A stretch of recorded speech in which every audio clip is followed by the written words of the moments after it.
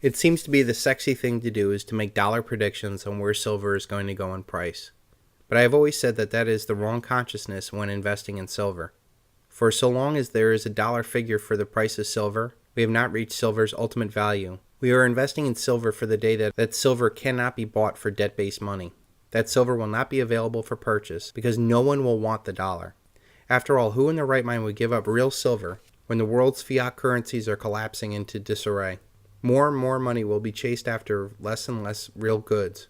I believe silver will be one of the main beneficiaries of this.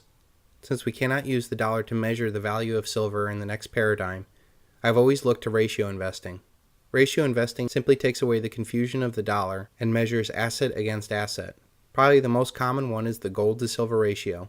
Right now it takes 51 ounces of silver to buy 1 ounce of gold. This is a good way of judging relative value against assets. Perhaps one of my most favorite ratios to value silver is that throughout all of history, and even for 2/3 of the world today, 1/10 of an ounce of silver has been the equivalent to 1 day's worth of hard human labor. We saw this as Roman soldiers were paid 1 denarius, or the equivalent of a silver dime, per day that they served the emperor.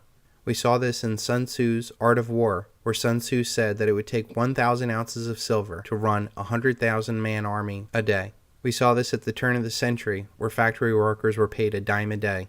We even see this in the world today, where it is common knowledge that 2/3 of the world lives off of less than $2 a day, which is less than 1/10 of an ounce of silver. Knowing that our debt-based monetary system is mathematically going to fail, as they have to constantly increase the amount of debt every year in excess of the debt and interest accrued the year before. At some point there will be either a massive default on the debt, or they will simply keep printing money, so much so that the money actually has no value. One way or the other, the paradigm ends. What will be the value of silver in the next paradigm? I believe after the dollar paradigm fails, silver investors will be able to enjoy the greatest real estate investments ever since the Louisiana Purchase. Today I decided to take a look at the Louisiana Purchase in terms of silver, so people could start to understand the value of silver in an era without infinite money. When a government is dependent upon the bankers for money, they, and not the leaders of the government, control the situation, since the hand that gives is above the hand that takes. Money has no motherland. Financiers are without patriotism and without decency. Their sole object is gain. Napoleon Bonaparte, 1815. Most people did not realize that Napoleon's fight was not a fight of conquering other nations, but that of a national leader trying to reclaim sovereignty from bankers. Since Napoleon refused to go into debt to bankers to fund his war, he sold assets to raise funds for the war. In 1803, Napoleon struck a deal with Thomas Jefferson to effectively double the size of America with the Louisiana Purchase. The Louisiana Purchase encompassed 529 million acres of land that would eventually become 15 states of the United States. Louisiana was sold for 60 million francs and 18 million in debt forgiveness. Since this deal was done in gold, each 20-franc gold coin has 0.187 ounces of gold in it. 78 million in francs was the equivalent of 729,300 ounces of gold, or 22 tons of gold.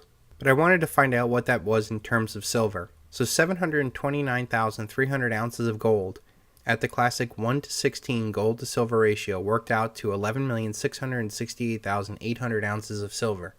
So if we took the 529,920,000 acres of the Louisiana Purchase and divided it by the 11,668,800 ounces of silver, that would actually work out to 45 acres per ounce of silver. But I wanted to double check that because that seemed like an incredible number. So I looked on Wikipedia, and in Wikipedia said that the Louisiana Purchase was done for $15 million. Well, if we know that the constitutional silver dollar back then was 0.7735 ounces of silver per dollar, that worked out to 11,602,500 ounces of silver. So again, taking the same number of 529,920,000 acres of the Louisiana Purchase and divided by 11,602,500 ounces of silver, that again worked out to 45 acres per ounce of silver. But I looked a little further than that. I've actually seen that there's about 22 billion ecologically productive acres of land on Earth. That 22 billion acres is comprised of about 3.3 billion acres of arable cropland, 8.4 billion acres of pasture land, 10 billion acres of forest land. And the best estimates I've seen of silver is that there are about 1 billion ounces of silver above ground. That would put that same ratio of 22 acres per ounce of silver. So maybe we don't get to 22 or 45 acres per ounce of silver, But can we buy 1 acre of land for 1 ounce of silver? I don't think that's out of the realm of possibility, especially when you know that the gold to silver ratio has a very good chance of actually hitting a 1-to-1 gold to silver ratio, since 95% of all the gold that's ever been mined is still being treasured somewhere, and 95% of all the silver that's ever been mined has been destroyed through industrial use. So let's say the average acre of land costs about $10,000 today. Some places it's much, much higher, but just on average, let's say $10,000 for an acre of land. Without a Federal Reserve supporting mortgage rates, and a banking system and a governmental system totally dependent upon higher and higher property prices, when that paradigm collapses, the price of land will drop significantly. During that same paradigm shift, the value of real tangible assets, such as silver, will rise significantly as more and more fiat money chases after fewer and fewer goods.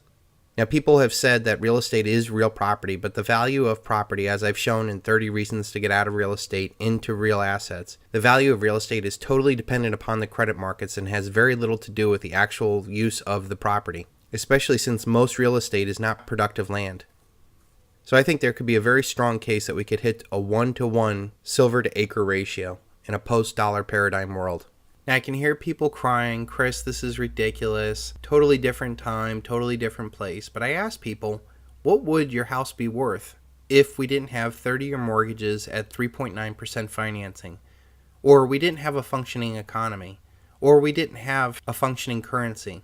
Or the jobs were even worse than they are today? Or nations or states were desperate for capital?